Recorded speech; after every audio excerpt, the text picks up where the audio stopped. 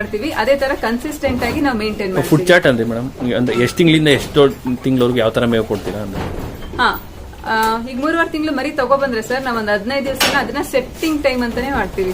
So first deworming ಮಾಡ್ಬೇಕಾಗತ್ತೆ, ಆಮೇಲೆ vaccination. ನಾವಿಷ್ಟು ಮಾಡ್ಕೊಂಡ್ವಿ ಅಂತ ಅಂದ್ರೆ 70 to 80% ಪ್ರಾಬ್ಲಮ್ಸ್ ನಮಗೆ ಸಾಲ್ವ್ ಆಗುತ್ತೆ.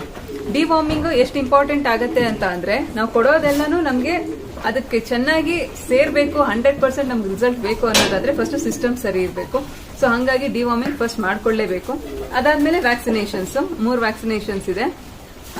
ಅದಾದ್ಮೇಲೆ ನಾವು ಸ್ಟಾರ್ಟಿಂಗ್ ಬರೀ ಹುಲ್ಲು ಒಳ್ಳಿ ಒಟ್ಟು ಬರೀ ಡ್ರೈ ಫ್ರೂಟ್ಸ್ ಮಾತ್ರ ಕೊಡುದು ಸರ್. ಬರೀ 3 ದಿವಸ ಅದನ್ನ ಕೊಡ್ತೀವಿ. ಡ್ರೈ ಮೇವು ಮಾತ್ರ, ಒಣಮೇವು ಮಾತ್ರ ಕೊಡ್ತೀವಿ. ಅದಾದ್ಮೇಲೆ 1 ಟೈಮ್ಗೆ ಕಾನ್ಸಂಟ್ರೇಷನ್ ಫೀಡ್ಸ್ ಕೊಡ್ತೀವಿ.